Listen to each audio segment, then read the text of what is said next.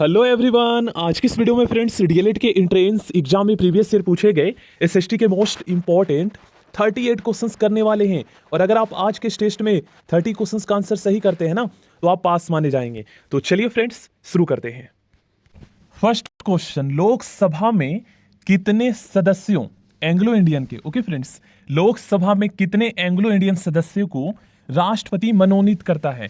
दोस्तों इस क्वेश्चन का 90% स्टूडेंट गलत आंसर करेंगे। देखिए इस क्वेश्चन का आंसर इनमें से कोई नहीं होगा। अगर ऑप्शन में होता तो आपको लगाना होता इनमें से कोई नहीं। इसका आंसर 0 होगा। क्यों, मैं आपको बताता हूं।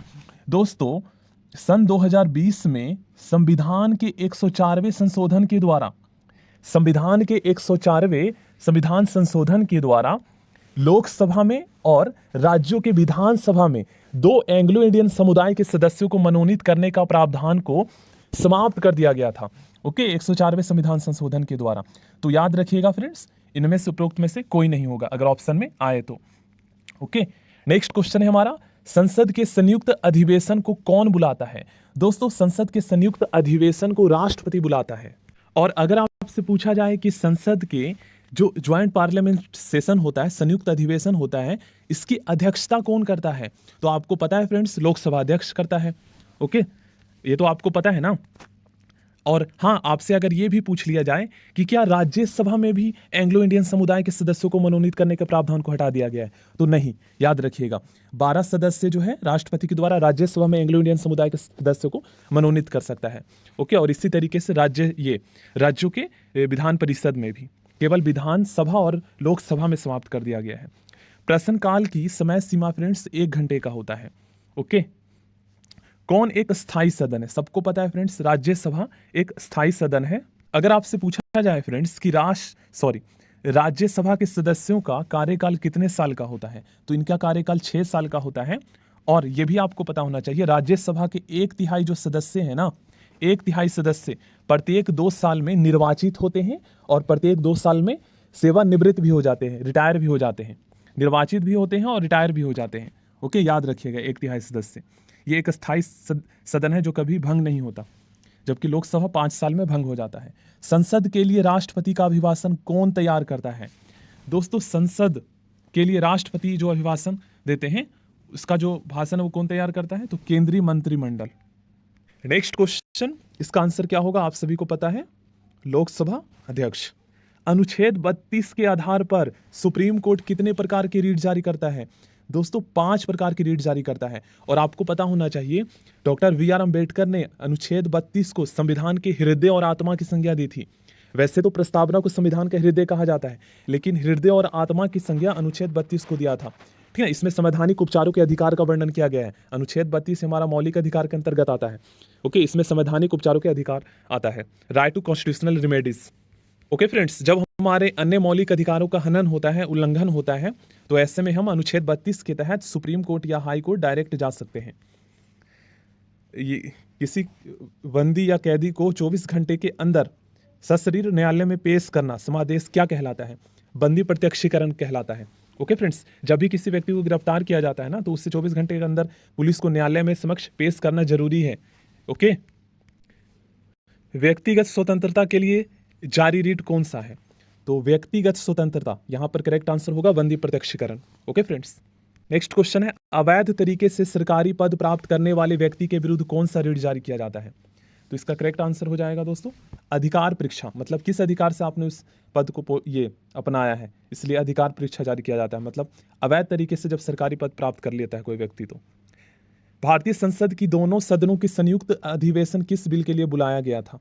इनमें से आपको बताना है। तो अभी तक फ्रेंड्स 3 बिल पर संयुक्त अधिवेशन बुलाया गया है। मतलब अभी तक 3 बिल पर। पहला दहेज निरोध विधेयक पर। नेक्स्ट क्वेश्चन, वर्तमान में कुल कितने मूल कर्तव्य फंडामेंटल ड्यूटीज है? तो वर्तमान में फ्रेंड्स कुल 11 मूल कर्तव्य है।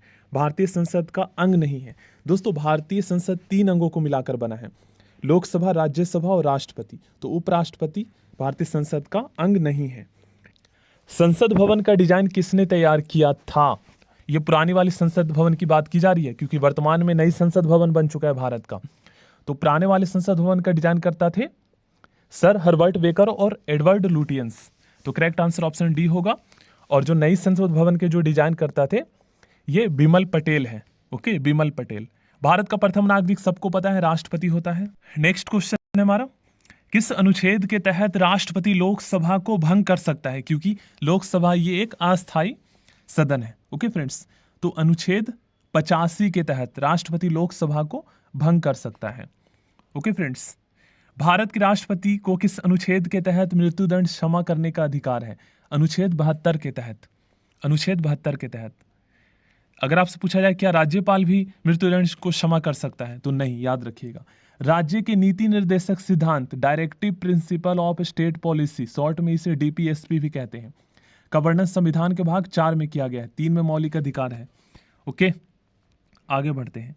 मूल कर्तव्य, फंडामेंटल ड्यूटीज, पूर्व सोवियत संघ से लिया गया है। भारत के प्रथम राष्ट्रपति फ्रेंड्स डॉक्टर राजेंद्र प्रसाद थे, जो कि आपको पता है इसे देश रत्न के नाम से भी जाना जाता है, देश रत्न, और संविधान सभा के प्रथम स्थायी अध्यक्ष भी थे।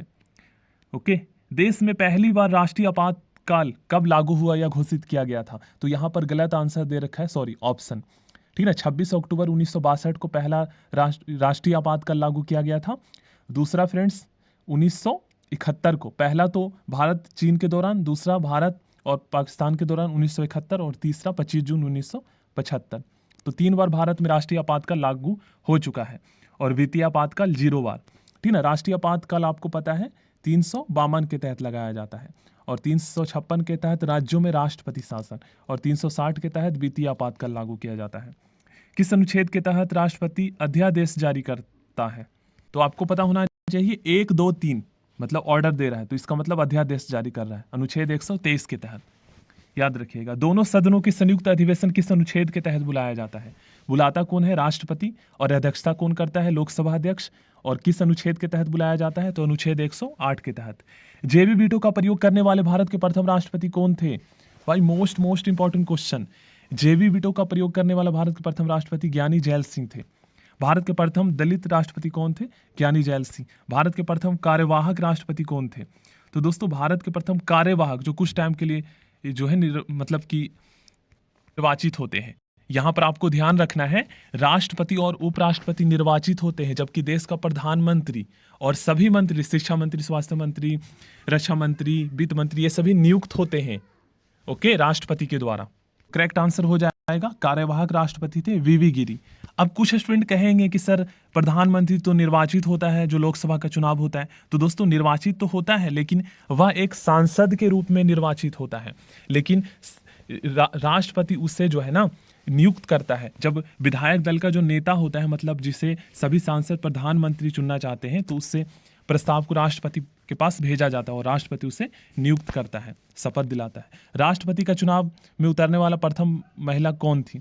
तो यहाँ पर थी, करेक्ट आंसर होगा कैप्टन लक्ष्मी सहगल, राष्ट्रपति का चुनाव में पार्टिसिपेट करने वाली प्रथम महिला उम्मीदवार। राष्ट्रपति का मासिक वेतन कितना होता है? तो करेक्ट आंसर हो जाएगा दोस्तों 5 लाख। अभी तक भारत में कितनी बार राष्ट्रीय वित्तीय आपात लागू किया जा सकता है? तो 0 बार, 1 बार भी नहीं। संसद का सदस्य नहीं होने पर कोई नागरिक कितने समय तक मंत्री के पद पर रह सकता है? 6 महीने तक। 6 महीने के अंतर उससे संसद मतलब बनना होगा या निर्वाचित होना होगा, नहीं तो फिर उसे मंत्री पद से हटा दिया जाएगा। देश की प्रथम महिला राष्ट्रपति सभी को पता है फ्रेंड्स, प्रतिभा देवी सिंह पाटिल थी। राष्ट्रपति पर महाभियोग किस अनुच्छेद के तहत लगाया जाता है? तो राष्ट्रपति पर फ्रेंड्स महाभियोग संविधान के अनुच्छेद, याद रखिएगा, 61 के तहत लगाया जाता है। आगे बढ़ते हैं। किसी भी राज्य में राष्ट्रपति शासन किस अनुच्छेद के तहत लगाया जाता है? 356 के तहत। किसी भी राज्य में राष्ट्रपति शासन की अधिकतम समय सीमा कितनी होती है? न्यूनतम अगर आपसे पूछा जाए तब तो आपको 6 महीने बताना है, लेकिन अधिकतम 3 वर्ष होता है। ओके, याद रखिएगा, किसी भी राज्य में राष्ट्रपति शासन की अधिकतम समय सीमा 3 वर्ष होता है। संसद का निम्न सदन क्या कहलाता है? लोकसभा। और संसद का उच्च सदन राज्यसभा। राष्ट्रपति के निर्वाचन में कौन भाग लेते हैं? लोकसभा के निर्वाचित सदस्य, बिल्कुल, मनोनीत भाग नहीं लेते, याद रखिएगा। उसके बाद राज्यसभा के भी निर्वाचित सदस्य और विधानसभाओं के निर्वाचित सदस्य, बिल्कुल, विधानसभाओं के भी निर्वाचित सदस्य भाग लेते हैं। ओके, और 2 केंद्र शासित प्रदेश, दिल्ली और पुडुचेरी, कश्मीर नहीं, दिल्ली और पुडुचेरी के जो विधानसभा के सदस्य वह भाग लेते हैं, ठीक है ना, याद रखिएगा। आगे बढ़ते हैं। राष्ट्रपति राष्ट्रपति पद के लिए न्यूनतम आयु क्या है? तो राष्ट्रपति बनने के लिए न्यूनतम आयु 35 वर्ष है।